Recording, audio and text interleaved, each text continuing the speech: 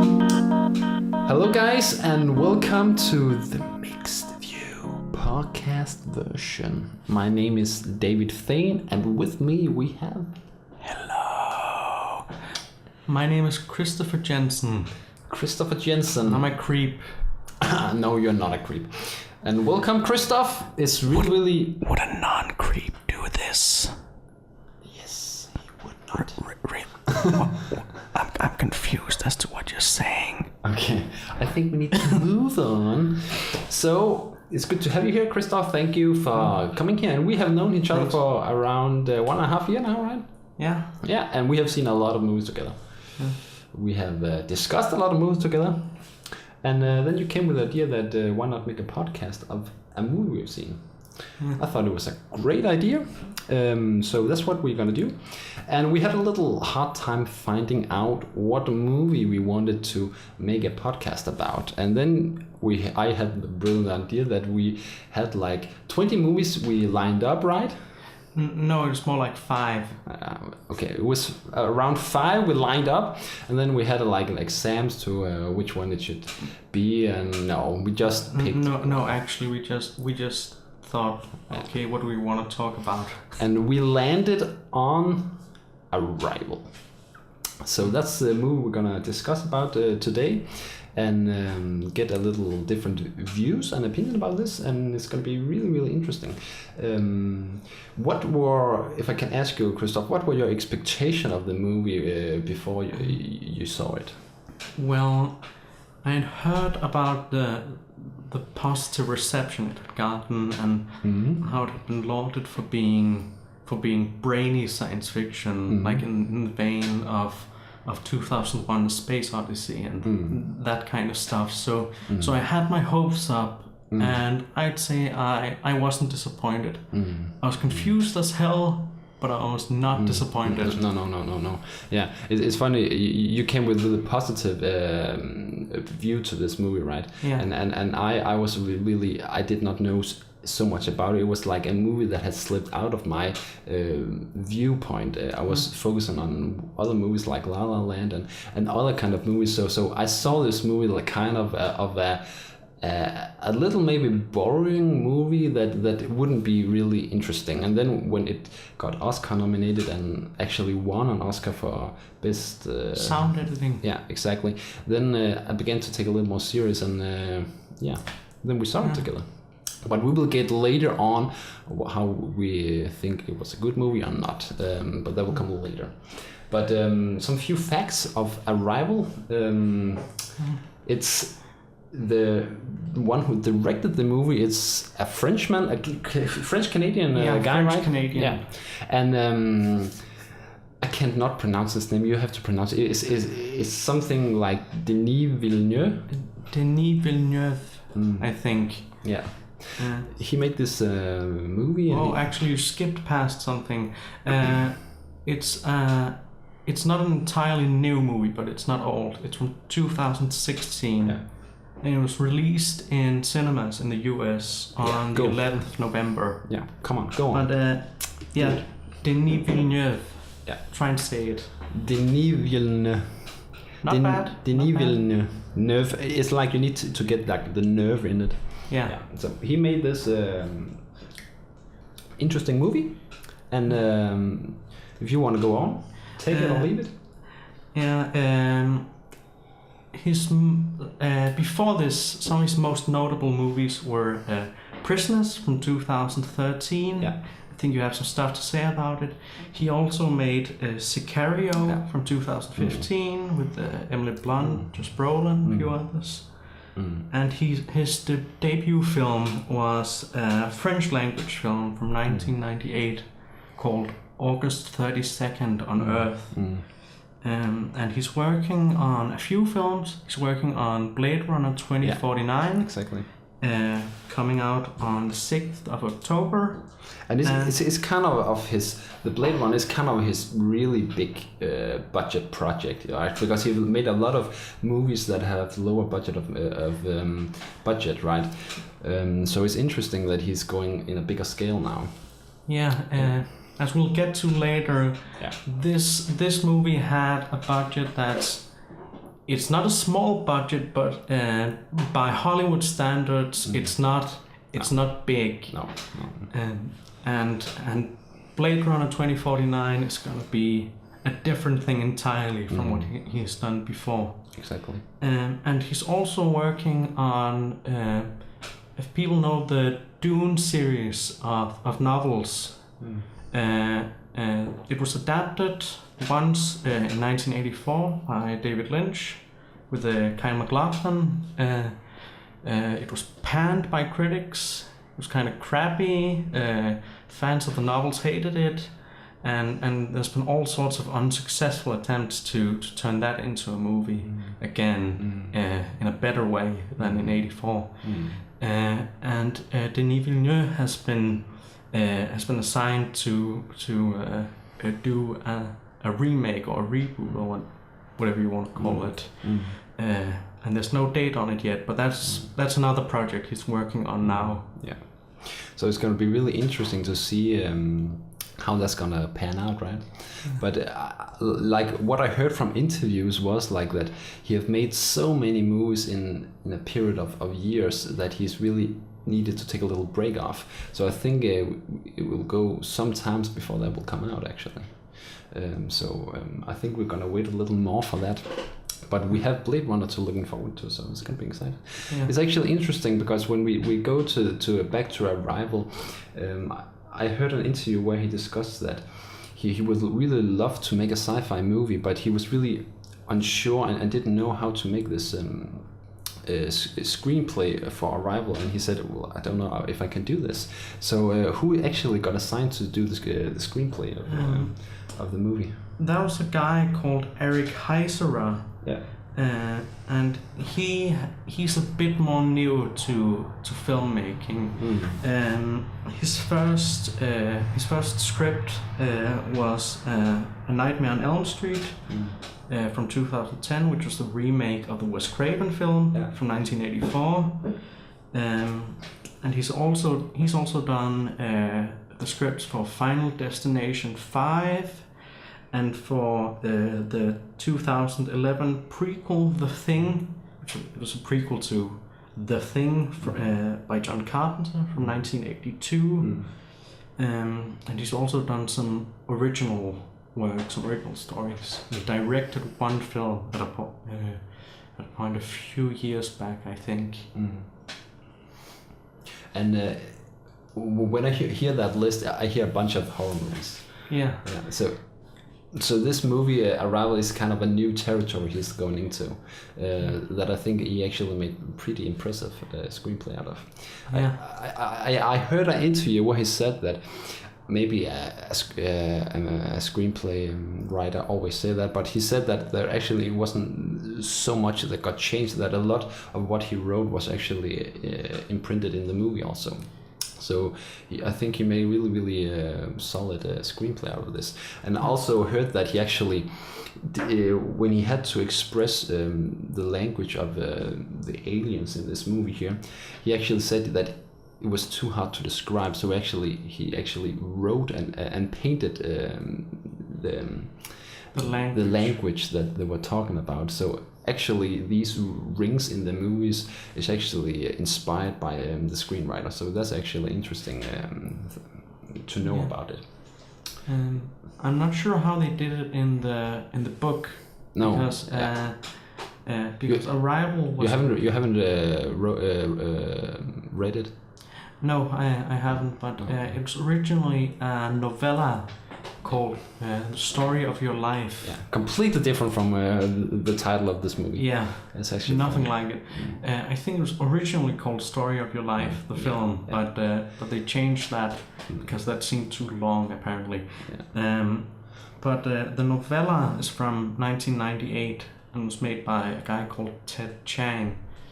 And actually the screenwriter Eric Heiserer, I heard he has an interest in science fiction. He had read a lot of science fiction books growing up and during his adult life, and he got the collection that The Story of Your Life was in he had read all the other stuff and he liked it, and he thought, okay, this Ted Chiang guy, he's a good writer. But when he had finished reading Story of Your Life, he was so overcome with emotion. He thought it was so great, and he couldn't let go of the thought of this story, and he decided that I want to make this into a movie. I want to write a script about this, and he eventually got to do that. Years after. Yeah. So, but it's also an interesting cast in this movie. I think there's 3 like main characters that pops up in this movie, like Amy Adams, Jeremy Renner, and Forrest Whitaker. Would you want to say a little bit about them? Yeah, that's just the names of their characters. Amy Adams plays a woman called Louise, who's a linguist, and she's like the main character. And we'll get to talking about the plot of the movie later. And Jeremy Renner plays a guy called Ian, and Forrest Whitaker, his character is called Colonel Weber. Okay. It's actually funny when we go back to the cast, because what I've heard from Jeremy Renner in an interview was actually the reason why he got on this project. That was actually because he said, I wanted to support Amy Adams. I don't know what lies between that, but it seems like they are really good friends in real life. I think it happened in American Hostel, right? It's really nice to see the way they interact together in the movie. You can really feel that they have a closer relationship in real life, not in a friendship way. Yeah, that's a thing that can be felt. I don't want to get too far off topic, but I'm a big fan of Firefly. Yeah.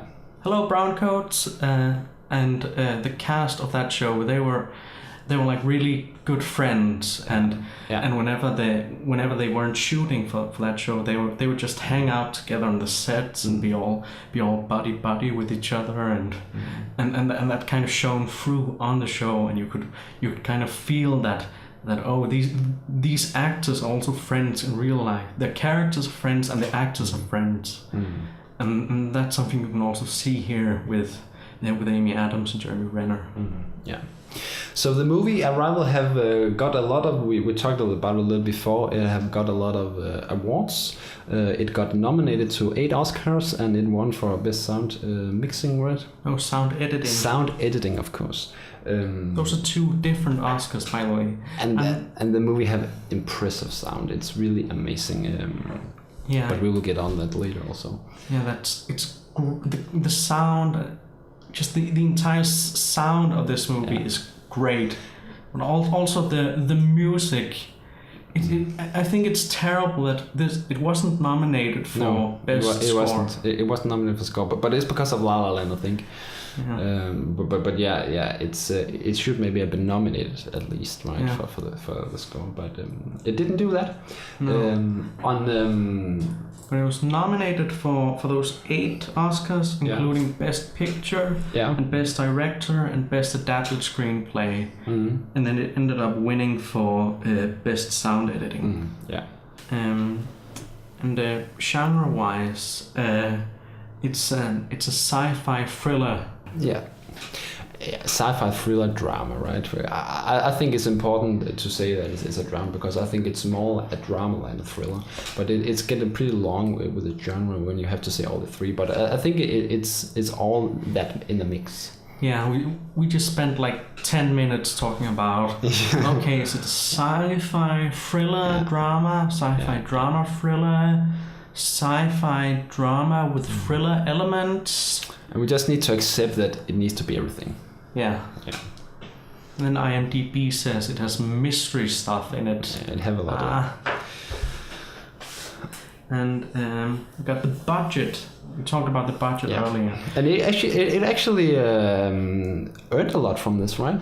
Yeah, it did quite well. Now the budget of it was $47 million, and that's already not a lot I think 100 million is the rule of thumb for an average Hollywood movie, and then like big popcorn films, summer blockbusters. But it always depends on the budget, right? Yeah, but like the summer blockbusters, like the Avengers, for example. Yeah. That's like a few hundred million, like 200, for example, could be, or 250.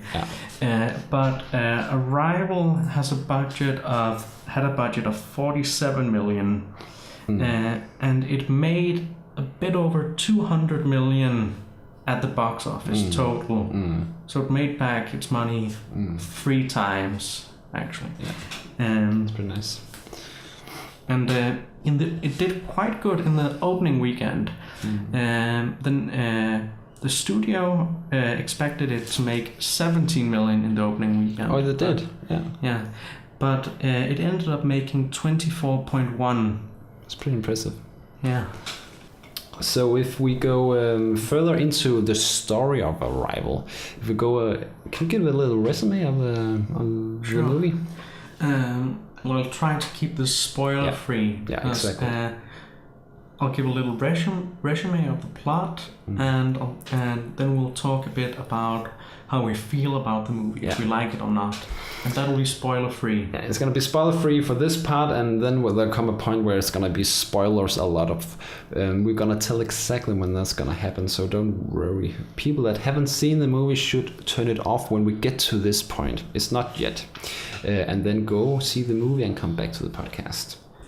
But for now, we're spoiler free. Yeah. Vader is Luke's father. For now. Gee, man. Yeah, but summary. So the movie starts with Amy Adams' character Louise, who has a child. The child gets sick and dies from cancer, and Louise works as a linguist, a professor of linguistics, I think, at a university, and she goes to teach a class, and one of the students tell her to turn on the news, and it turns out ships have come down, and aliens have arrived in like 12 different places on the Earth. Yeah. And there's one nearby her. Yeah. And later, like, we see her follow the news and how it develops, and then a man comes from the government and tells her that they need her help because she's done some translatory work for the government before this. She's helped mediate in some kind of tribal conflict somewhere, I think. Yeah. And she is taken to this place, this big field out in the middle of nowhere in Montana. It's the middle of nowhere. What? Yeah, it's the middle of nowhere. Yeah, and there's this big spaceship that's landed there, and that's where she's taken to, and they set up tents, and there's like decontamination place when they have to go into the spaceship and all, and there are all sorts of military people running around, and she meets on the way there. She meets a man called Ian, played by Jeremy Renner, and he's gonna play a big role later in the movie. And it basically. And he's like this science nerd, right? Yeah, he's a scientist, and they kind of disagree on what's the first weapon drawn. That's the word, and that's communication, and linguistics is the most important thing. That's what Louise says. Yeah. But Ian is more like, no, science is what matters, and we need to talk to them scientifically. So like they see the world differently. Yeah. And those two have to, and a few others. I eventually asked to go aboard the alien ship, and what is that kind of that job? Why they go aboard in this? What is the mission? Well, their mission is to talk to the aliens. They need to find some way to communicate with them, because the aliens just came down. They haven't sent any messages or anything. So they have to send these people up, some of them scientists, some of them military people, and then Louise, this linguist, because they hope that she can decode the language they're speaking, find out what they're saying. Because their language is quite different from what we're used to here on Earth. Yeah, it's a bit weird by Earth standards. Definitely. So, and then we don't want to spoil more, right? Or don't want to say more. What? Yeah, we should probably stop here. We should stop here. But it's evolves. The whole story evolves around this, finding out what are they doing on Earth, what are their intentions, and finding out in the end. So that was the resume, and I think we should go deeper now when we have let the fundamentals of the story about, well, what do you think about the movie? I liked it. Yeah, in a way that is not gonna spoil the whole thing out of it. It's spoiler free, so you liked it. Yeah, I think it was great, and without saying too much, I think this movie is gonna be seen as one of the that in 20 years' time, this is gonna be seen as a classic in science fiction. Yeah, it's definitely a unique take on this novel that was made. Yeah. I have to say that I also really like this movie, and what I really like also about the director Denis Villeneuve is also like he often directed like kind of classic movies with the natural standards of the first, second, and third act. It's kind of like normal, like after the book, but he kinds of turning them into something really original, and that's what I really like about the way that he's directing movies, and I really feel that you also feel that in Prisoners and also in this movie here. I think that's a fair assessment. Yeah. So why did you like the movie? What was it so great about this movie? Well, I think everything about it worked so great and fit so neatly together. There was the acting was good, the music, the plot was so interesting, and how all these questions it asked. I think there are flaws in this movie. There are in pretty much any movie. I didn't notice. I didn't notice any flaws. But I feel like the flaws are so small that you can ignore them without being colored much one way or the other. Like it's like if you consider all the good things and the bad things, there are a lot more good things and a lot bigger good things about this movie. Yeah. And I like the way you say that there are so many small things that just fit so neat together, because there are so many small things that you not really notice in the movie that just have a big impact on the story itself, and gives a lot of meaning to the story that you really don't see before you actually see it again. I actually had to see it 2 times, and it was like, have you seen it 1 time or 2 times? I planned on seeing it twice, but I only saw it once. When we saw it together, right? Yeah. Okay. Yeah. Because I was like, I saw it like the first time. Where it just was, I didn't think so much of it afterwards. I just saw it and that was it. And I had the feeling, well, what was so special about this movie? I actually had the opinion that I didn't think it was that special movie. I think maybe it was a little. It wasn't so high. I wouldn't say it was a good movie actually, but then I saw it again, and then it just opened completely up for me, because I saw it and then I thought about it, and I think this is kind of movie that is so important to just you can't not just see the movie and then say, oh, that was a great movie. You need really to think about it and let it go into to your personality, your mind, and it would have so much bigger impact and meaning, and the movie just gonna go to be so much better, which I think it's important. It's not a movie you just can see and just leave it. You need to have it on process you. You really need to process this movie, and it made a huge impact for me, and it completely turned the movie around for me. I think it's a really, really great movie. I think it's so interesting.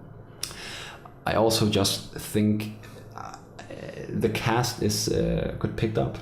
I like most of the characters. I have a little hard time with Amy Adams in other movies. I don't like her so much in like the Superman movies and the American Hustle. It doesn't seem like I like her either. I haven't seen it. I've seen some clips and I didn't really like what I saw of her. Here it's okay.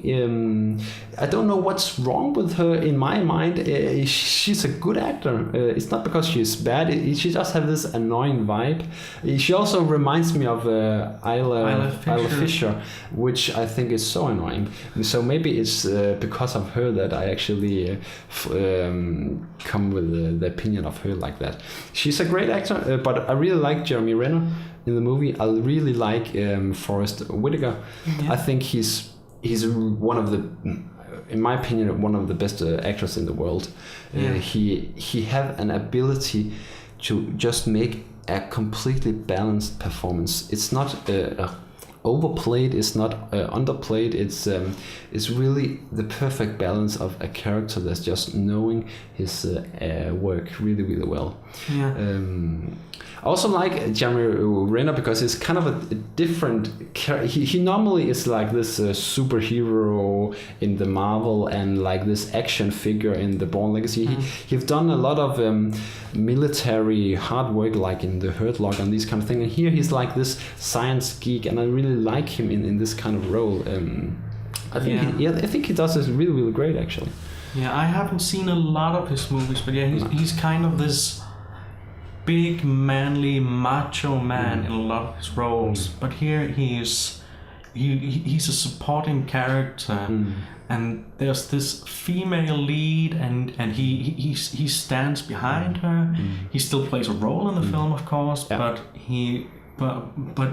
Amy Adams takes center stage. She's the most important of the actors, and he's okay with not being all look at me. Yeah, but it's just funny because you get the feeling that he's a character that couldn't hurt a fly in this movie, right? And then you see him in the movie Town, where he's just a maniac. He's a psycho that doesn't care about the police and just attack everyone that is official policemen.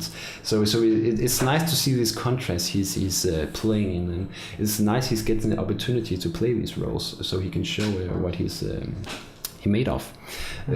But the cast I really like in this movie, but I really also like, it was like the first time you really see the alien ships, the way the fog comes down and this kind of thing is just so, and with the sound mix that is edited into these pictures, is just so amazing experience.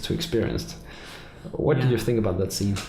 Yeah, I think that's an iconic image. I think when Arrival gets to be a little older, and if my prediction holds up, becomes an iconic movie and gets parodied and copied to oblivion, I think that shot is gonna be used a lot. The fog coming down and the surreal music, and I think the music in this film is really cool, and it's done by, I think he's Icelandic, Jóhann Jóhannsson. Okay, yeah. And the like the soundtrack, that's like the score is it kind of sounds like whale music, like whale sounds. He was inspired by that, about whales, actually. These whale sounds, it sounds so weird. And okay, I'm gonna make a mini spoiler here. No. Okay, but the aliens. I'm gonna say it. They don't look like whales. It's not because it's some whale themed civilization they have, and so they had to have whale sounds in the music, but. it's just something that's meant to fit in with the music and to become so unreal and almost psychedelic. Yeah. It's really cool, and it's also really cool that it's not only the sound of the aliens. You actually feel it in the sound that is in the background of the movie. Just first time you see the ship and you see the fog, you get this sound. It sounds a little like not earthish, and it sounds like a language that we don't understand. So the whole sound and music is just incorporated of the whole theme that we don't understand these aliens that we're trying to find out about. I think that's really cool also. Yeah. What do you think about we talked a little about the visuals here with the fog and these kind of things. Did you think it really holds up in the rest of the movie? Yeah, I feel like the field with the fog, that's one of the prettiest single pictures in the movie. Of course it is, yeah. It's like set the stage for the whole thing. Yeah. But the movie as a whole is a really pretty movie. Yeah. And like the spaceships, they look kind of like contact lenses almost, and there's the lighting and everything looks so cool about this movie. The style is perfect. Also, the contrast between light and darkness is really, really nice. There's really some harsh contrast because we get into the ship and they have this white board where the aliens is on the other side. And there's some really, really big contrast. It's really, really beautiful. I also like that it's really, really, I think it's a pretty dark, right?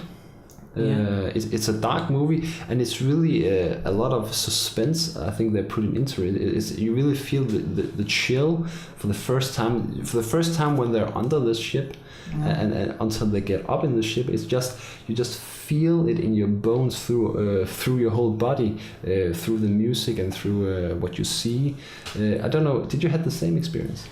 Yeah, that whole scene was so tense. Like I usually don't feel very emotional about movies, but you could really feel how, oh shit, this is serious. They're going into the ship now. Yeah. What are they gonna do? What are they gonna find? What are they gonna see?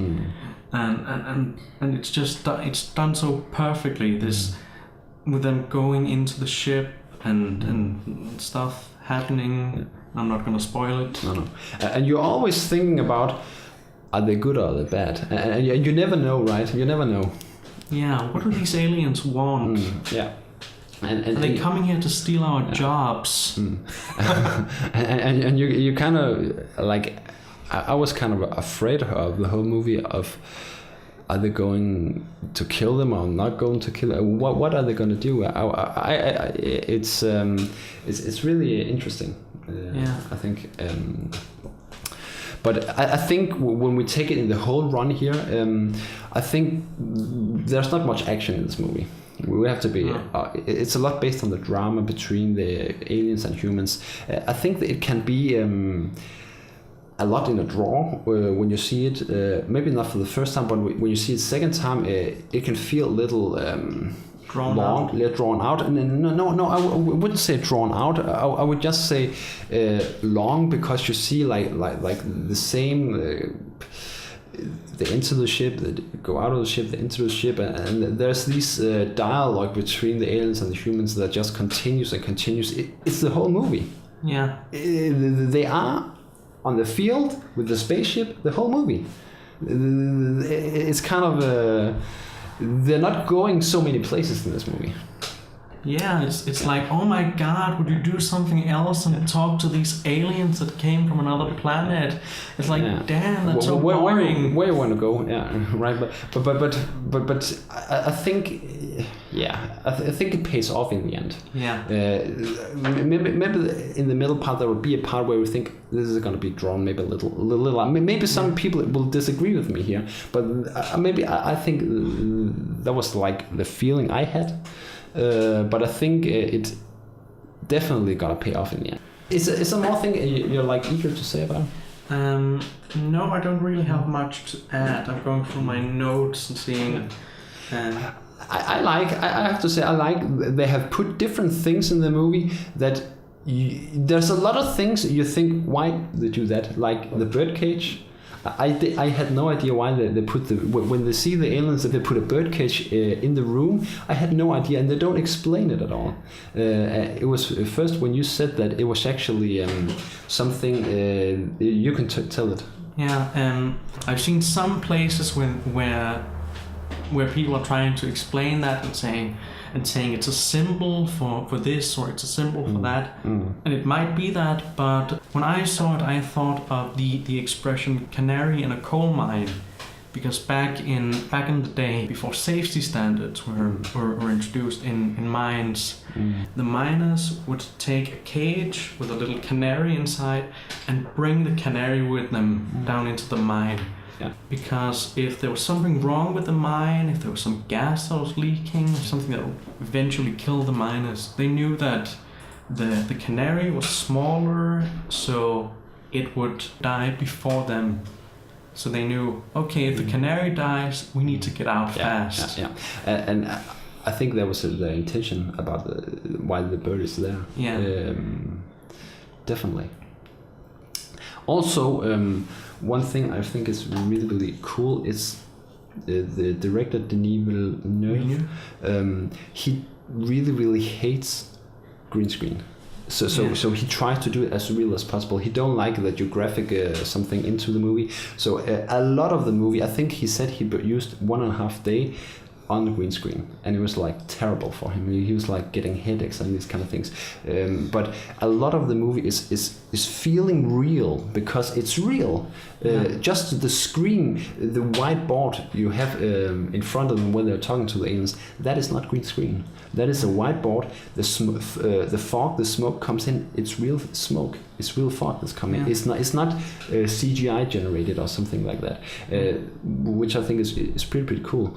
And you really feel that. You really feel it feels real, that room. Yeah. Right, because it's real.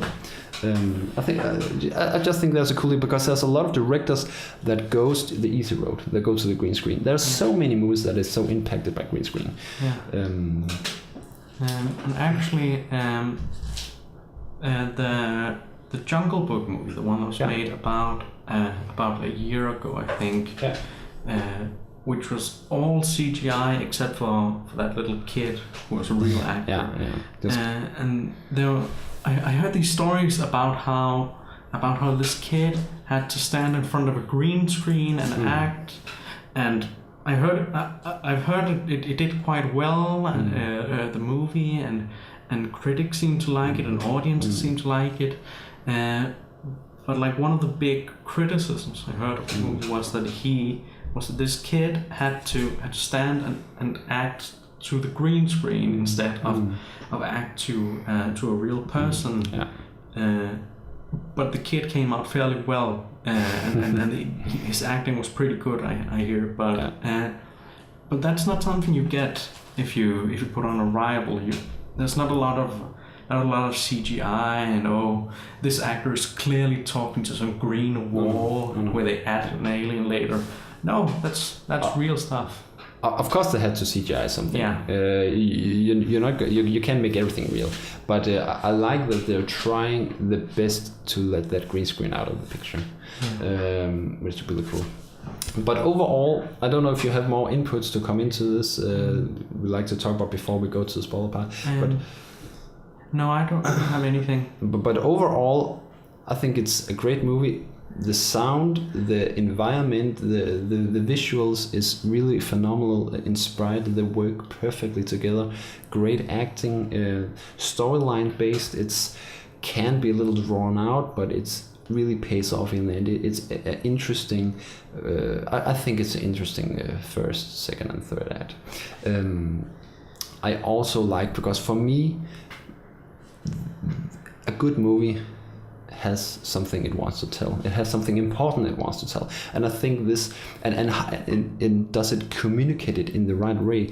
And for me, this movie did it really, really well. It has something really important. I think that is so important for the people. I won't tell that before the spoiler parts, but it have a good moral message.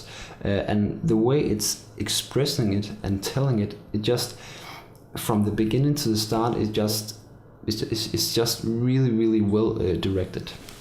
Yeah. I think if there's any, in case there's any doubt about it after what we've already said, I think this movie is one we can recommend. Dare I say it, wholeheartedly. And this is a movie where, unless you're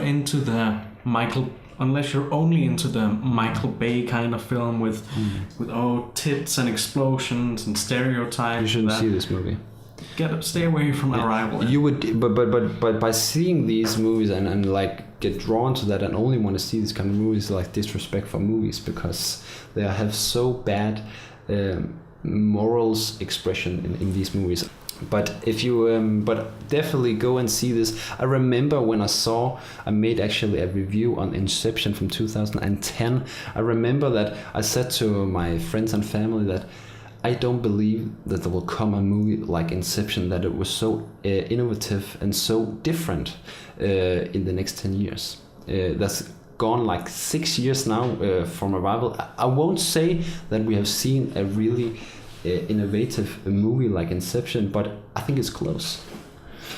I don't know about you, but definitely I think it's a movie. If you like movies, it is a must-see. You need to see it. So, but I think we have talked enough about the not spoiler part here. I think we need to go a little deeper in now. I think we need to go a little more into the spoiler parts of the movie, which let's get spoilerific. Spoilerific.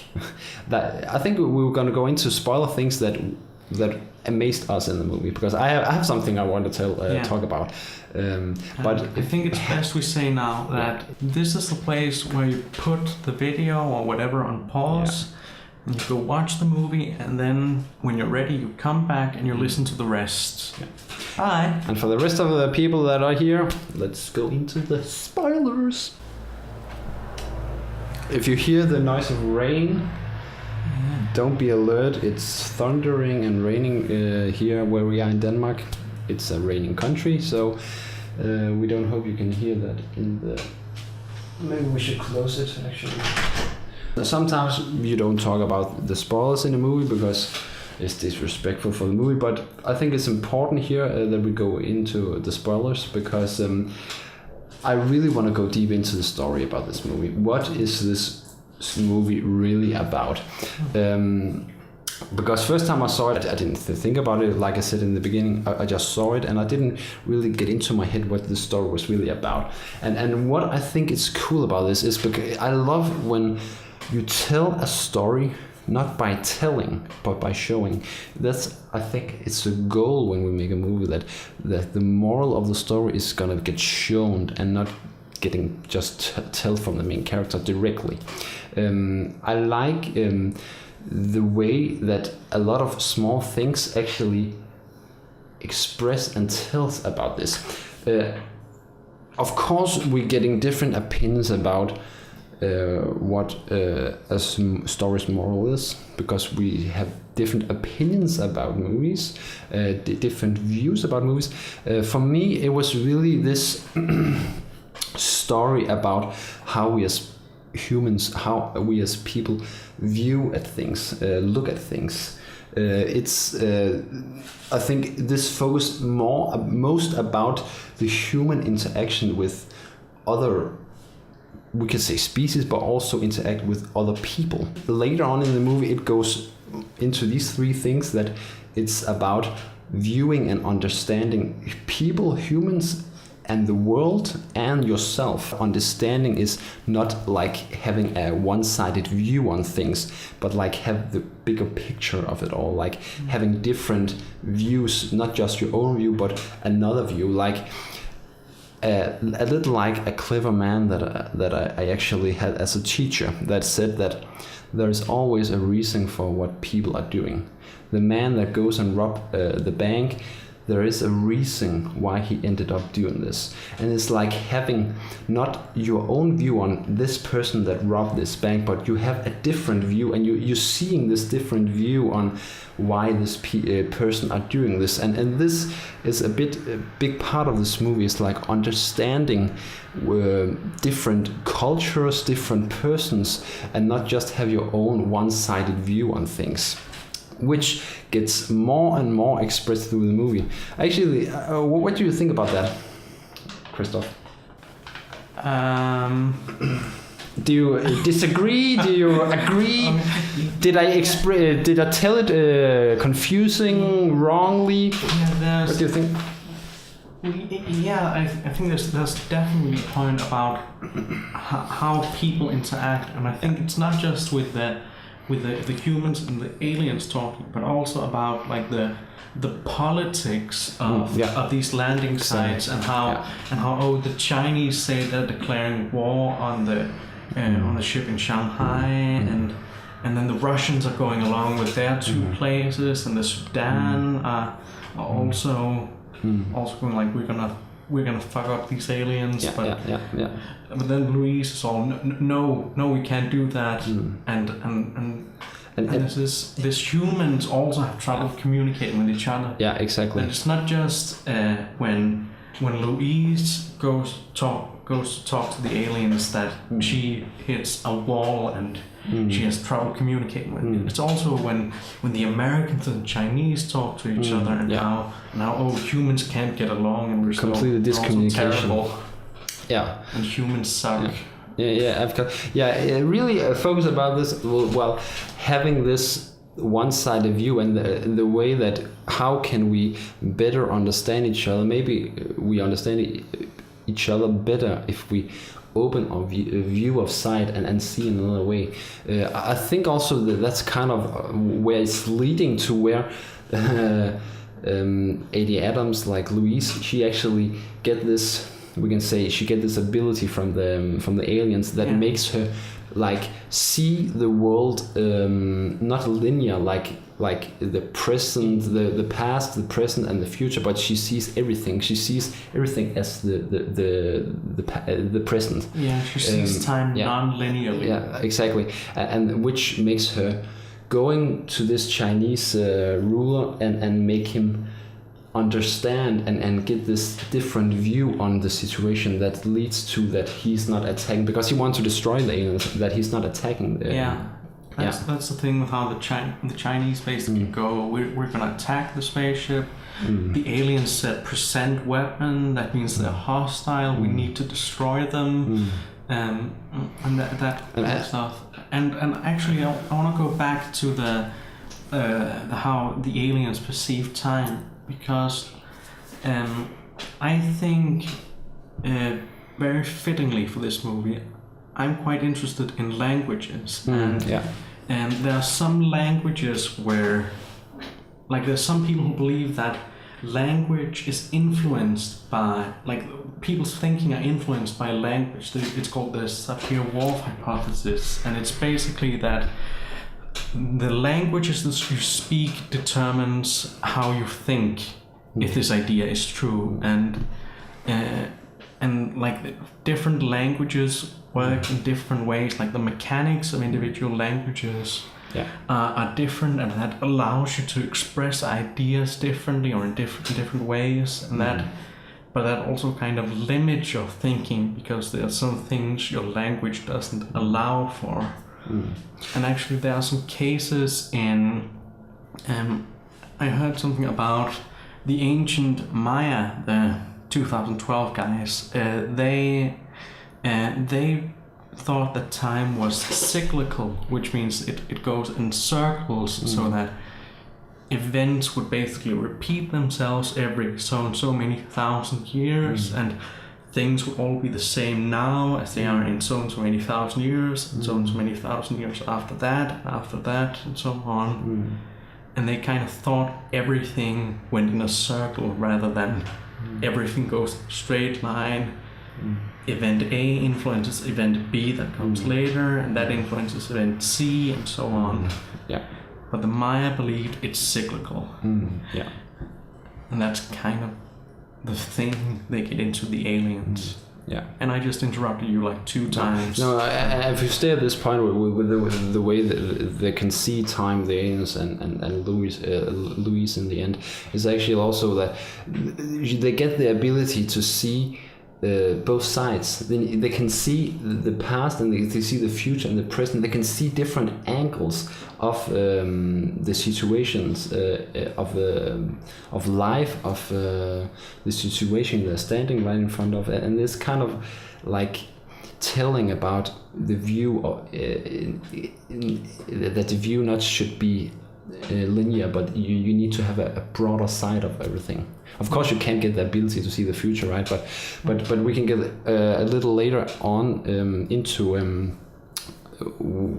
the understanding of this, seeing the past, present, and the future. But one thing I would really like to go into is also the small things that strengthens this message, this moral, that I really like. Actually, we talked about it with Leon and Ian? Ian and Louise. They're talking about that. Leon is the couple's name. Yeah. Like Brangelina and Leon. Yeah, but when they are in the helicopter and they're talking about that, she sees the most important thing is language, and he thinks what comes first is science. They have these 2 different opinions, and they have these 2 different views, and they don't really see side by side, because they have a different worldview, which goes further into, that's the problem about the story, that they have this like centered focus on what they view. Which another thing is also interesting. We saw that in we saw a review of another guy who made a review of it was not a review, I think it was like understanding of the movie. Commentary, the ending explained. I can't remember so much, but what I remembered was that he said that the whole spaceship UFO thing like looked like an eye lens, like talking about seeing something, right? Which I think is pretty interesting. That the alien ship comes with this like lens ships that talks a little about view, maybe coming and like prophets like saying we need a different view. This is getting a bit the Matrixy. Yeah, maybe like, a little. Open your eyes, people. Take maybe a little. Yeah. I can't remember the pill, the blue pill, and the except red they just say and they don't say it in normal language. Also, I think something that is really interesting is the scene where you see the room with the whiteboard. Yeah. I love that scene. You see a scene where they walk up to this whiteboard and you see it in different angles. You see someone in normal view angle where you can see them walk down, and then they change the angle upside down, so you see them on top of the the room. It looks like they're walking on the walls. Yeah, you see it in a different view, talking about that viewing something in one view not necessarily is the right thing, but you need another view on the things. They turn it upside down later in the movie when you get a little in the middle of the movie, they change it sideways. Yeah. So you see them walking in the right side, I think, or the left side. I think it's the right side, talking also about a different view. Which I think strengthens the message and moral even more. I think when I first saw it, like the moral and message, I struggled a lot about, well, are we talking about that we perceive people and cultures differently in one view, and we need to have the broader view, or is it have it more to tell? And I got to these, as I said in the beginning, that it's about having different views and understanding of people and also the world and yourself. And I think what's talking and telling about the world, I really like, it's kind of a big metaphor, is the room with the whiteboard again. Yeah. You see the way it's gonna get tilted up to the whiteboard, and then I think it is the first shot of the movie. You see almost the same shot, just panning upside down. Tilting down. You see it tilting up in the alien room, and it's tilting down in the beginning of the movie until to Louise's window that looks out to the world. I think it's a lake, right? And you see the world outside, which I think have a great metaphor, because the whole whiteboard picture is about all the language they're spitting up on this whiteboard. Is going to present it as the thing they don't understand, that they need to understand.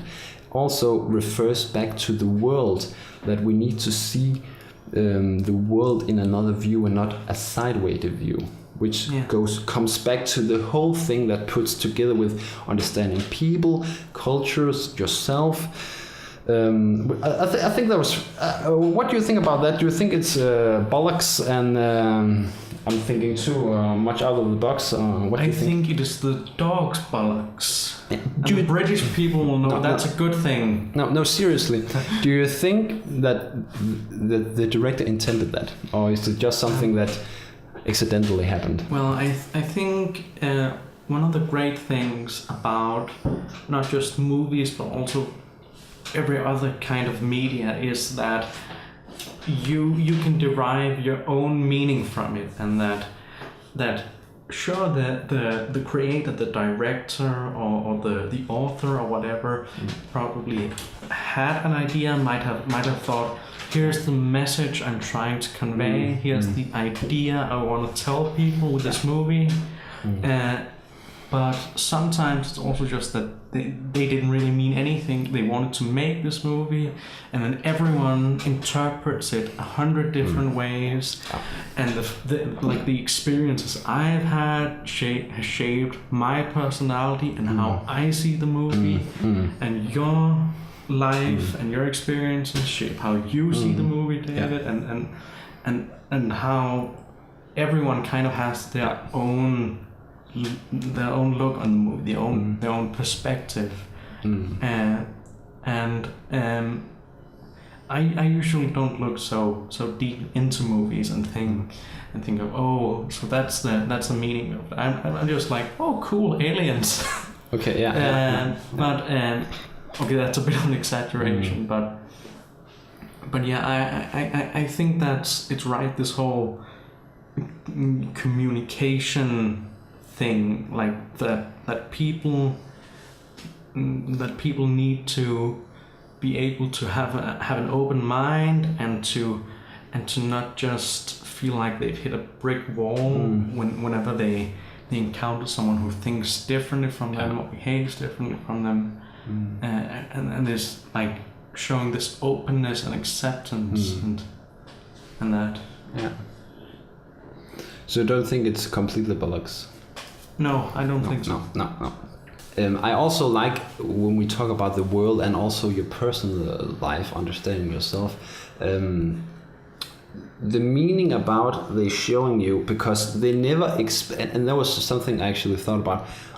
We don't get explained completely how this ability works that she have got, about seeing the world non-linear, she sees glimpses of the past, the future, differently, like simultaneously. It's like she's in the presence of other people's presence, but she can see the future that is also her presence right now, right? But we don't get explained how far back can she see.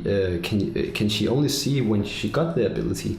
And the more the past, the presence get moved ahead, will she be able to go back to that point or everything? But she sees completely differently. But we don't get explained completely how this works. But what I think is like telling something about the moral of the story is that I remember she saying that she knew that her daughter would die, and then she's thinking about can I live with that, or would I do anything different? And she gets to the conclusion, no, she don't want to do any different, because she had accepted what will happen, because the part between this was just so happy for her that it was the right thing to do. It was how it was supposed to go. She don't want to, just because she can see the future, she don't want to change everything. The whole if you know that you're gonna be really happy if you make a decision, but then you're gonna be sad afterwards. What are you gonna do? This whole question is really interesting, I think. And I often find that when movies like try and do that and ask a question, it's often so that the movie scene like says, this is the right answer. There's this answer is the right one, and this is the other one. And often I feel like I agree with the movie.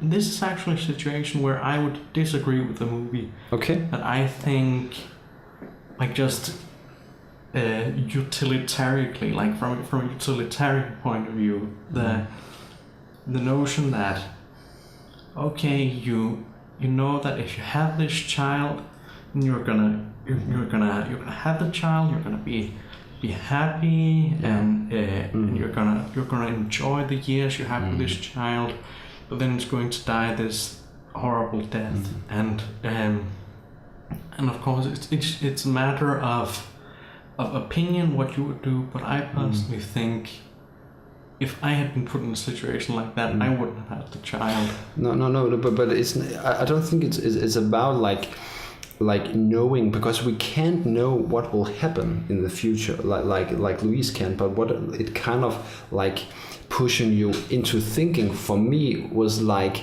well, I think it's important because so many people live in the present and don't really think about, for example, when you're gonna die or something like that. You don't want to think about that, but something like, if we say future plans, what do you dream of being? Like, it could be a job, it can be a work, or it can just be as a person. I think maybe it's calling you out to think, not just in the present, but thinking about, what do I want in the future, and where am I right now, and this middle part, how am I going to get there? I think it's important to evaluate in your life this struggle and this fight that it takes to get there. Is it worth it? Is it worth living my life for this? Because this between the beginning, your life is your start of your life, and the end is your end of your life. This between, is it worth fighting for? Is it what you want your life to be about? I think it's like calling you out to think about that.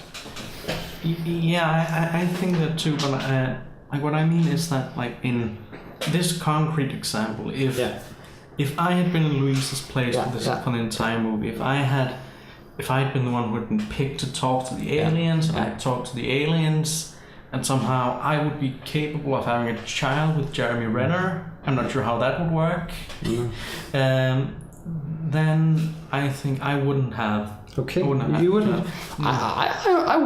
I would have the child, because we're all gonna die at some point, right? So it's the thing between that matters, like understanding, not having like the central view of she's gonna die, but having the mixed view of the mixed view of knowing what's gonna happen, but also seeing it in a view of the good things that's going to happen, that the life is going to create it, and these parts are the good parts that's going to happen in our life, and value these things. I think that's I would definitely do it. Yeah, but I'm thinking more in terms of like the death, like the like that it's cancer. That's a painful way to go. What I'm thinking is that even though you have all this happy living where you're having the child and you're enjoying spending time with the child and it's your baby and you love this child. Yeah, I get that there's a lot of happiness to be had there, but I personally think it's not worth it if they then have to go in such a horrible way. Yeah, I understand the point. Yeah, yeah. But do you agree that it can be important that to understand people, to understand life, it's maybe good to not only think in a linear way, but maybe thinking in more like a non-linear way, like understanding the person next to you, understanding the life where it's going, where your life is going, these kind of things. Do you agree with that moral? Yeah, I think there's definitely an importance to first off to knowing people, and to not just pretend that they're just some nobody, and their life and their opinion doesn't matter. Yeah. Like of course that's like, you don't want that to be done to you. You don't want other people to go, that's just some nobody. And I think really that's, I'm not sure how to say it. No, I don't have so much more to say about it. We have talked so much about it, but is there more you want to point out? Or? No, not really. No, yeah. But yeah, there's this, like this, that a person, like you need to remember that other people, they're people too. They're also experiencing life, and don't be a dick to people, is what I'm saying. Yeah. And I think this is really interesting to hear also people who listen to this opinion about this. Do you agree with what we are saying here, or do you disagree? And maybe also, did you see it in another way? Did you have another moral to the story? And please share that, because I think it's great we get so many mixed views as possible. Also a little about this movie, it's about not seeing things from one angle, but seeing it from a different angle. It's really, really important in life. I actually think that the world would be a much better place if we could take out like ourselves, like in the governments, like in this situation where the governments need to work together, if we could see ourselves in their perspective and understanding each other in another way. I know it's nearly impossible to do, but if we were able to do that, there would be more unity and more peace. Yeah. I'm kind of imagining the situation like if humans had become this super intelligent species, and then some things popped up on Mars, life evolved on Mars, and people started being all pissed at each other, and oh, you're from East Mars, I don't like you because I'm from West Mars, and it just seems silly. Like, it just seems silly on the surface, the whole people not getting along. But yeah, there's also an interesting part I think that was cool about this movie was the way that you're thinking that Louise's child is in the beginning of the movie, and then when she meets the aliens, her daughter's already dead. But in the fact, it's actually the ending of the movie, right? Yeah, I think that's pretty cool that they are letting you think that she have been married and she had this kid. She actually said in the middle of the movie that she refers a little to that she had a husband, but it didn't work anymore, or something like that, though it didn't happen yet. But also because like the first time she touches this white wall, she begins to get flashes about the future and something like that. She's beginning to get this ability. I think that was pretty cool. Did you think the way he showed the movie was an interesting way to tell the story? Yeah, I feel like the whole. This might be an unpopular opinion, but I wasn't mad about Pulp Fiction. No. It was interesting. It was good. Yeah. Yeah. And I like Tarantino's movies in general. Yeah. But I don't. But it was interesting. But I feel like sometimes a movie does the whole asynchronicity well, and sometimes it doesn't. And okay. Again, this is something the majority will probably disagree with, but I personally don't think it was done so well in Pulp Fiction. No. But I think it was done really well here in Arrival, and with how you're being deceived by Denis Villeneuve, and he's making you think, oh, her daughter just died. That's why she seems so sad right at the start of the movie, after it's happened. No, it's not just. It's just because she's bummed in general, and then it's later that it happens with her child. It's cool. Yeah. You don't think he's taking it a little too far? No, I don't think so. Me neither. Like, I feel like the purpose of movies are to, like, there are a lot of different purposes to movies, but one of the purposes is to manipulate your emotions, to make you feel a certain way, and it makes you feel a certain way when you see, oh, her child died, she's so sad. It kind of seems like she's lost the will to live almost, and you're thinking, okay, this is gonna be a dark movie. And it ends up being, but it's in a different way than you expected. Yeah, definitely. Yeah, it's cool. So I don't know if we have so much more. Do we have something more that's important to talk about? No, I don't have anything to add. Yeah. But just a last thing. What I really like about the music also, when we're beginning to understand the movie, that she's beginning to see things in non-linear. The music that's coming into it also, when she goes back, she needs this, the phone number from the Chinese government, and the music that is laid under there, the score there is just so nice. I love the music there. It's like the climax of the movie, and the music just put it up to this climatic point of the movie that I think is so interesting. Yeah. But I think we both agreeing on that it was a really good movie. Though I didn't thought it was in the first time I saw it. I think we really loved it in the end, right? Yeah, you came around to it. I came around, man. I turned to the light, not to the dark side, but to the light side. What would you give if we should ask the question? Do you think this movie is underrated or overrated? Because when we see on the score it got on Rotten Tomato, like it got 94 from the critics and it got 82 from the public. What do you think? Is it overrated or underrated? Well, I think I liked it so much. I think it was great as a film in pretty much every way.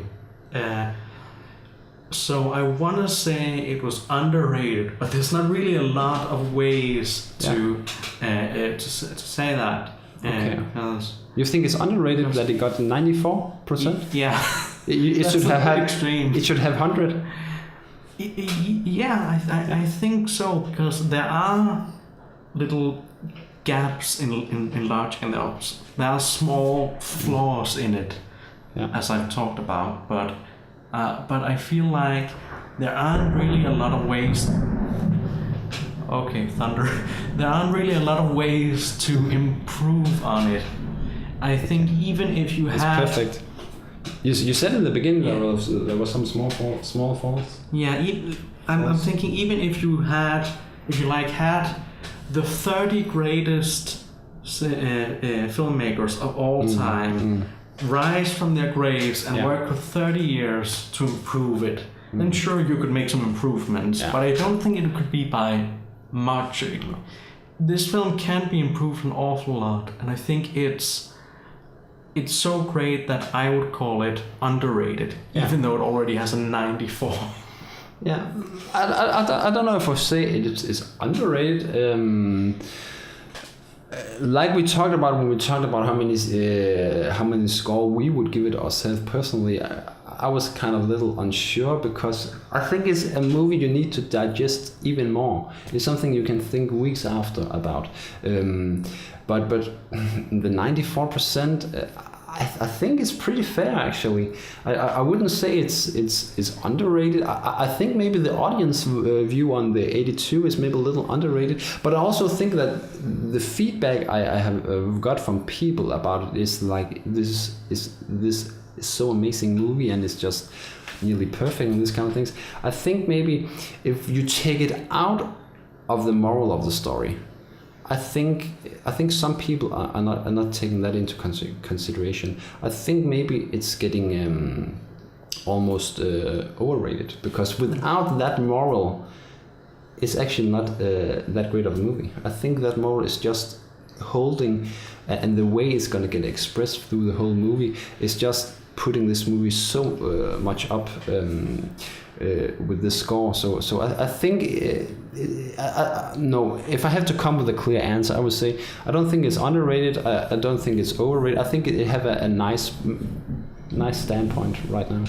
Yeah, it's also, I just want to clarify, I'm saying it's underrated in the sense that if I had to describe it as either overrated or underrated, and I can't say, okay, it's fine as it is, its reception. I feel like people haven't been unreasonably harsh, and I don't feel like people have been unreasonably easy on this movie. No. So I would give it neutral if I could, but if I had to pick one, I would say underrated. And if I have to pick one, I would maybe also say underrated, only because of the 82% that I think it should have had a little more. So that was, but I need to ask, what is your score? Your score from 5 stars to a half star? Actually, just a second, because we have been talking a bit about what the consensus has been among people, and like what the critics think and the audiences think, and so. But Rotten Tomatoes has a system where they give the percentage score, but they also have a critical consensus, as they call it, and I wanted to read that aloud. Okay. Arrival delivers a must-see experience for fans of thinking person sci-fi that anchors its heady themes with genuinely affecting emotion and a terrific performance from Amy Adams. Oh man, Amy Adams. It should have been Forrest Whitaker. No, it's fine. Yeah. Amy is amazing. Don't you dare say that about her. But I think we there you got it, guys. Yeah. You got. I've also personally added that it has been cited as one of the best films of the year. Like a lot of people, like end of year lists of. What were the best films of 2016? It's been on a lot of those lists. Definitely. But if we go back to the star system, we have a star system where we have a half star to a 5 star. So what would you like to give it? I have decided, I'm considering if I'm being a bit too generous, but I've given it a 5, so a top score. A 5 top score, yeah. Me myself had a hard time giving it that much, because if I need to give it 5 stars, it needs to be perfect. It needs to be amazed me from first time I see it. I didn't was amazed first time I saw it. I need to see it one more time, but it's definitely really, really high for me. I was thinking about 4 or 4.5, but I came up with that 4 was too little. I would give it 4.5. All right. So that's you have it. Tell us what you thought it should have as a score. If you disagree, if you agree, come with your opinion and view. We would really like to have so many mixed views as possible. But I think we are done.